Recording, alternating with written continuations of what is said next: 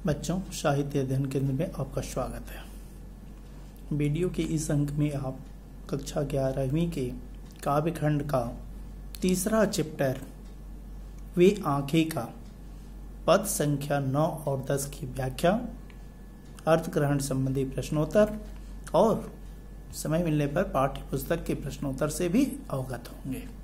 तो आज मैं इस वीडियो के अंक में क्या पद संख्या 9 और 10 की व्याख्या करने वाला हूं, तो इसलिए वीडियो को अंत तक अवश्य देखोगे। 9वां पद है कि खैर पैर की जूती, खैर के बाद में कामा लगाया गया, वहां रुकोगे। खैर पैर की जूती जोरू न सही एक, कामा है, दूसरी आती पर जवान लड़के की सुध कर, सांप लौटते फटती छाती। इसमें पंत जी ने उस किसान के माध्यम से कहलवाया है कि खैर पैर की जूती जोरू न सही एक दूसरी आती। कभी कभी यहाँ पर गलत अर्थ समझ लिया जाता है कि स्त्रियों को पैर की जूती बताया गया। जी नहीं, उस समय की जो व्यवस्था थी, स्वतंत्रता से पूर्व हमारे भारतीय समाज में स्त्रियों की जो दशा थी वह बहुत ही दयनीय थी, बहुत ही शोचनीय थी। उनको उतना स्थान प्रदान नहीं किया जाता था, सम्मान प्रदान नहीं किया जाता था, जिसके कारण इस व्यवस्था को कहा गया। और दूसरी बात यह कि दोनों की तुलना करने पर, एक तरफ पुत्र और दूसरी तरफ पत्नी, दोनों की तुलना करने के लिए पुत्र को अधिक महत्व देने के कारण, क्योंकि पितृसत्तात्मक आपका परिवार है, यहाँ का परिवार होता है, उस महत्व को दर्शाने के लिए ही सुमित्रा नंदन पंत जी ने इस तथ्य को व्यक्त किया है। क्या कि खैर और भी बातें जो हुई उन सभी बातों को छोड़ दो, पीछे छोड़ दो। पैर की जूती जोरू न एक सही दूसरी आती। जोरू मर गई, पत्नी मर गई, कोई बात नहीं, क्योंकि पत्नी के मर जाने के बाद में दूसरा विवाह होना क्या संभव है। कवि ने कहा कि किसान ने कहा कि पत्नी एक मर गई, कोई बात नहीं, एक नहीं रहेगी, फिर पत्नी दूसरी आ जाएगी, पुनः शादी कर लिया जाता। यह हानि, यह घाटा बहुत बड़ा घाटा नहीं है।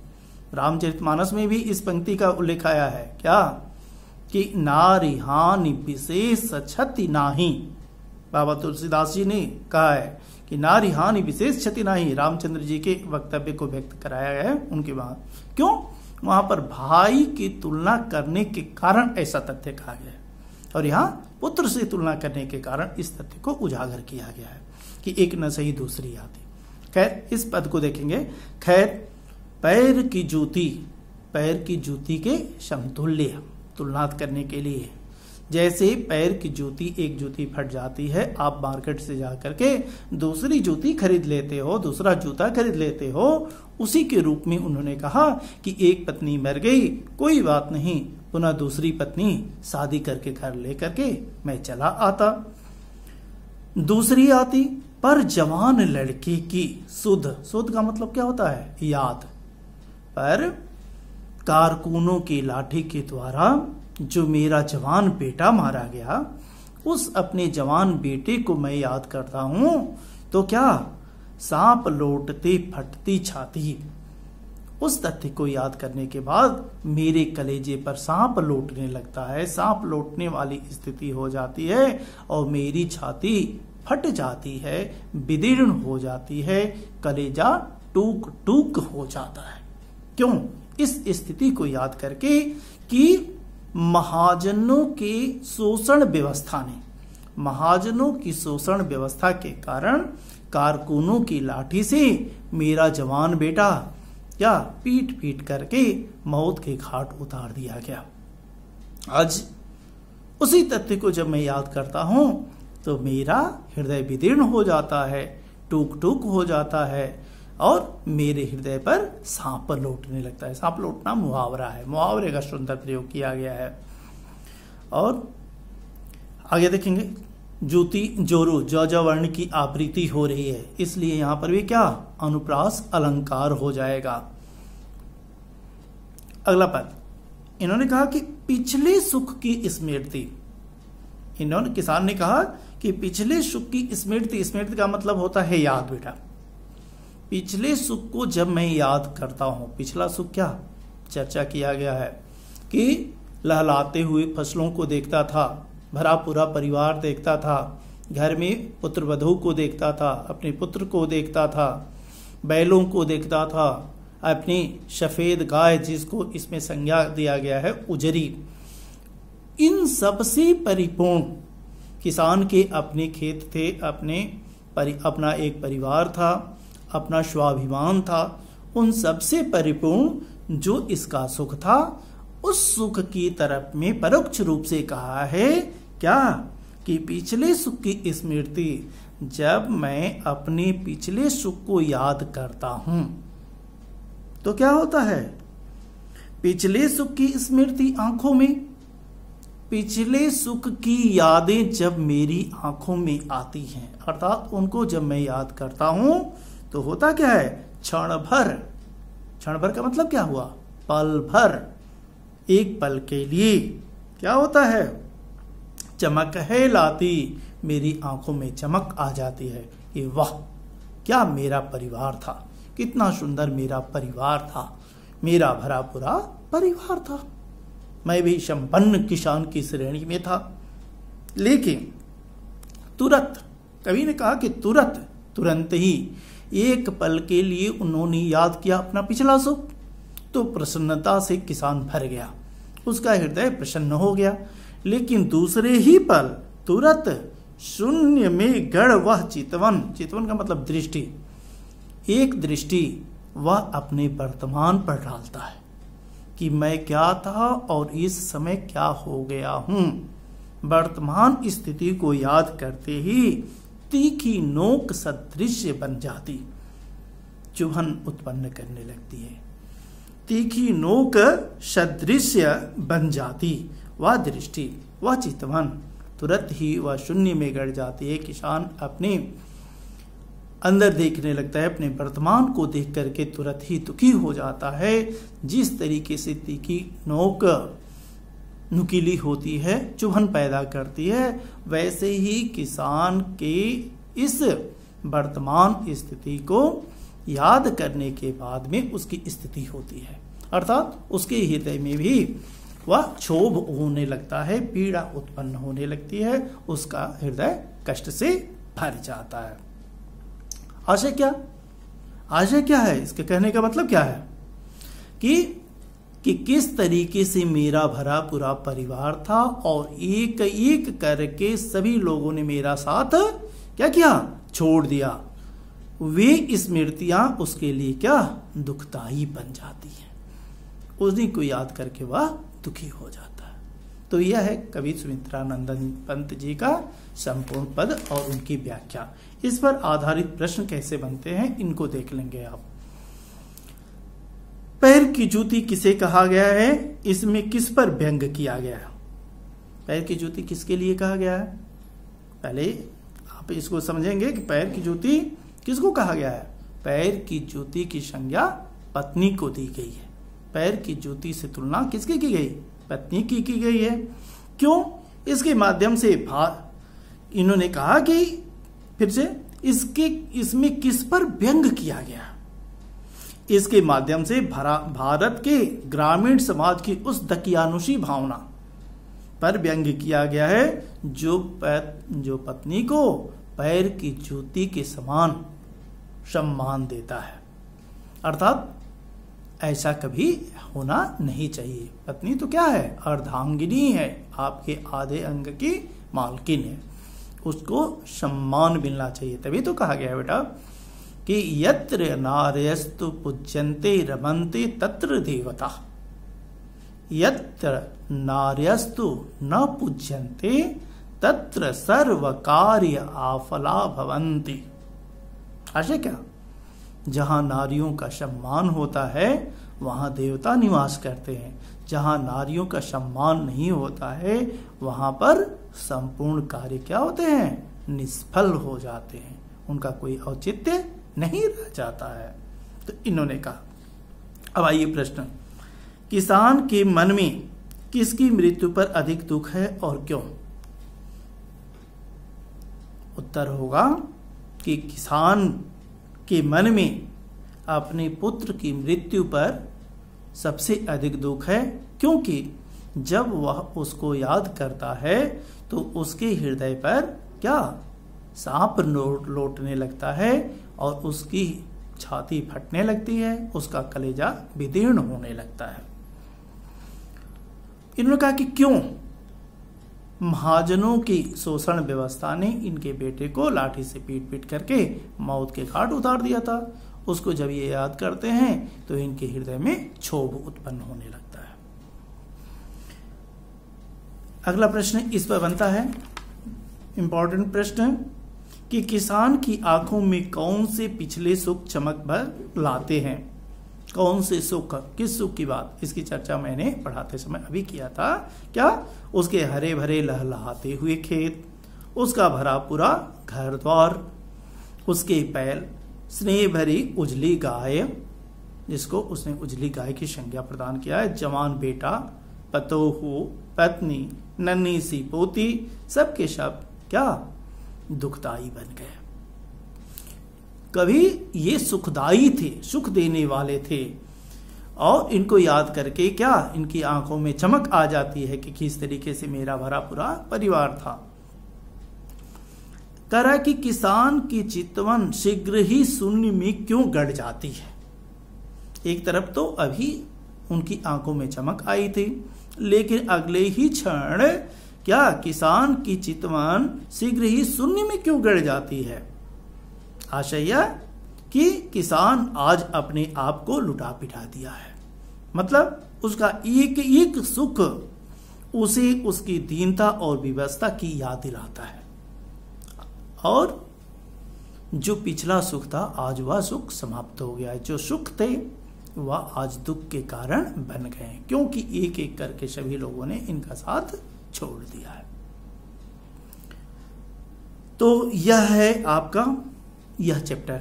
इसमें कवि विशेष के रूप में भी आता है। चितवन की उपमा तीखी नोक से दी गई है, भाषा अत्यंत संक्षिप्त है, तुरंत शब्द का सौंदर्य देखते ही बनता है, यह शिल्प सौंदर्य के अंतर्गत आता है। किसान की दुर्दिन का वर्णन किया गया है, या भाव सौंदर्य के अंदर हो जाएगा। किसान ने अपनी पत्नी को पैर की जूती की संज्ञा दे करके एक व्यंग यहाँ पर उत्पन्न किया है, ये दूसरा क्या भाव सौंदर्य होगा। पाठ्य पुस्तक के प्रश्न उत्तर इस पर कैसे बनते हैं, उनका उत्तर क्या होता है, आइए चर्चा करें। अंधकार की गुहा शरीकी उन आंखों से डरता है मन। इसमें इन्होंने कहा कि आमतौर पर हमें डर किन बातों से लगता है? आमतौर पर जब अपने स्वजन होते हैं, जो हितैषी होते हैं, उनकी दुर्घटना हो जाती है, मन में क्षोभ उत्पन्न होने लगता है, दुर्घटना हो जाती है, आर्थिक हानि हो जाती है, अपमान, मारपीट आदि की स्थिति जहां आती है, बिना कहे ही कष्ट होने लगता है। दूसरा प्रश्न इन्होंने किया कि उन आंखों से किसकी ओर संकेत किया गया है? उन आंखों के माध्यम से किसान की आंखों की ओर संकेत किया गया है। उस किसान का सर्वस्व क्या हो गया है? लूट चुका है। उसके खेत, घर बार, पत्नी, बच्चे, पुत्रवधू आदि सभी एक एक करके क्या हुए हैं? नष्ट हो गए हैं।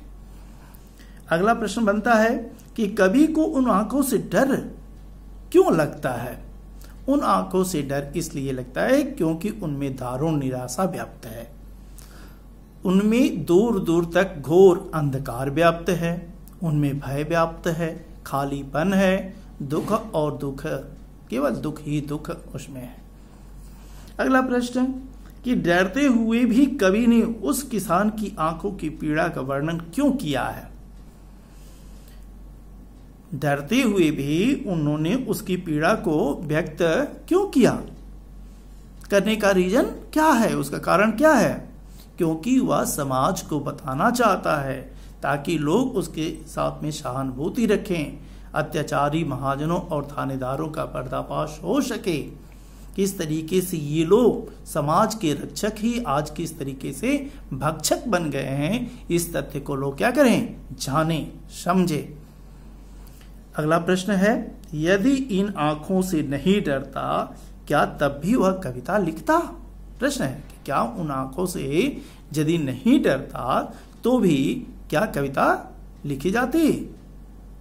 नहीं, यदि कवि को किसान की आंखों को देखकर भय नहीं लगता तो शायद उसे उसकी पीड़ा का बोध नहीं होता, उसकी कितनी पीड़ा है यह व्यक्त करने में असमर्थ रहता और कविता का निर्माण नहीं हो पाता, और यदि निर्माण भी होता तो कविता इतनी प्रभावी नहीं होती। पहला तो उत्तर यह होगा कि कविता का निर्माण हो ही नहीं पाता, और दूसरी बात यह कि कविता का निर्माण हो भी जाता तो कविता अपने उस प्रभाव को व्यक्त करने में असमर्थ रह जाती। कविता में किसान की पीड़ा के लिए किसे जिम्मेदार ठहराया गया है। किसान की पीड़ा के लिए जिम्मेदार कौन है, महाजन, जिन्होंने अपने कारिंदों को भेज करके क्या किया, उसके जवान बेटे को मरवा डाला और उसकी अपने ब्याज की एक एक कौड़ी तक उसने किसान से वसूल किया, जिसके कारण उसके घर द्वार बैल गाय आदि सबको बेचना पड़ा। सब तो दुर्दिन के कारण कौन, महाजन है। दूसरे दुर्दिन के कारण है वह क्रूर कोतवाल, जिसने उसकी बहू को थाने तक बुलवा करके उसके साथ अनैतिक अत्याचार किया और वह कुएं में कूद करके अपने प्राण को दे बैठी। अगला प्रश्न है तीसरा, पिछले सुख की स्मृति आंखों में क्षण भर एक चमक है लाती, इसमें किसान के किन पिछले सुखों की ओर संकेत किया गया है। अभी अर्थ ग्रहण संबंधी प्रश्न में मैंने इसके उत्तर की चर्चा किया है कि उसके भरे पूरे खेत, लहलाती हुई फसलें, उसका अपना बेटा, पत्नी, पुत्रवधू और क्या चे छोटी सी दुधमुही बच्ची, सफेद गाय आदि उनकी ओर संकेत किया गया है। अगला प्रश्न है, संदर्भ सहित आशय स्पष्ट करें। उजरी उसके सिवा किसे कब पास दुहाने आते थे। पढ़ाते वक्त मैंने इन सब का चर्चा किया था कि सफेद गाय उनकी जो थी उसके सिवा किसी और को अपने धन से दूध निकालने नहीं देती थी। घर में विधवा रही पतोहू लक्ष्मी थी, ऐतिह्य खाती। इसकी पुत्रवधू जो थी वह क्या थी, घर के लिए लक्ष्मी थी, पूरे परिवार का वहन पोषण करती थी, लेकिन उसके ऊपर पति को मरवाने का आरोप लगा करके उसको क्या किया गया, जेल भिजवा दिया गया, जिसके कारण वह कुएं में कूद करके आत्महत्या कर ली। पिछले सुख की स्मृति आंखों में क्षण भर एक चमक है लाती, व्याख्या के अंतर्गत भाव बताया गया है। आशय क्या कि जब किसान पिछले सुख को याद करता है तो मन प्रसन्नता से भर जाता है, लेकिन तुरंत ही वर्तमान स्थिति को याद करता है तो उसका मन क्या, उसके मन में दुख व्याप्त हो जाता है। अब अगला प्रश्न है, इस पर जो महत्वपूर्ण प्रश्न बनता है कि क्या किसान की स्वाधीनता और स्वाभिमान किस बात पर निर्भर है। किसान की, फिर से सुनिए, किसान की स्वाधीनता और स्वाभिमान किस बात पर निर्भर होता है।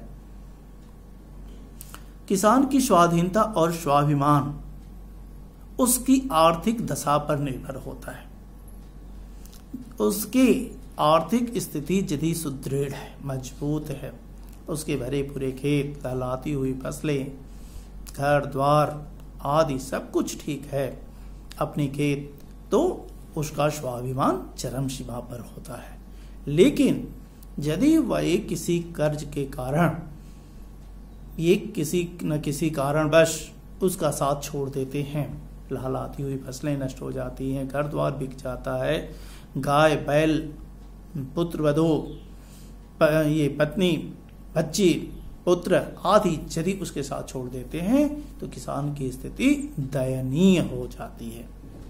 अगला प्रश्न है, इस पर बनता है कि वे आंखें में पंत जी क्या कहना चाहते हैं। इस चैप्टर का सबसे महत्वपूर्ण प्रश्न है कि वे आंखें में पंत जी क्या कहना चाहते हैं। वे आंखें में पंत जी भारतीय किसान की मार्मिक दशा का चित्रण करना चाहते हैं। उन्होंने इसलिए कहा कि उनकी आंखों में सदा निराशा, दुख, दीनता, त्रास, पीड़ा, भ्रम, संशय, आतंक का अंधेरा छाया रहता है।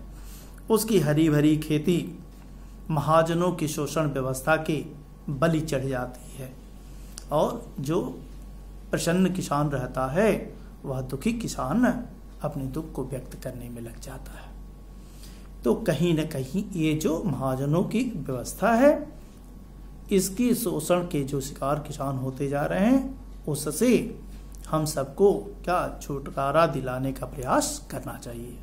कर्ज कभी नहीं लेना चाहिए और कर्ज यदि आप ले रहे हैं तो समय से अदा करना चाहिए। किसान की दुर्दिनता का कारण क्या है? उसके द्वारा लिया गया कर्ज है। तो इस तरीके से यह चैप्टर यहीं पर संपूर्ण तरीके से समाप्त हो जाता है। इसमें अब कुछ बच नहीं जाता है। इसके आधार पर आप भी एक बार पुनः पूरे पद की व्याख्या, अर्थ ग्रहण संबंधी प्रश्नोत्तर, पाठ्य पुस्तक के प्रश्नोत्तर को 2-3 बार अवश्य सुनेंगे, याद करेंगे और यह संपूर्ण पाठ तैयार करेंगे। वीडियो के अगले अंक में मैं काव्य खंड का ही अगला चैप्टर घर की याद की चर्चा करूंगा। आज के लिए बस इतना ही। धन्यवाद।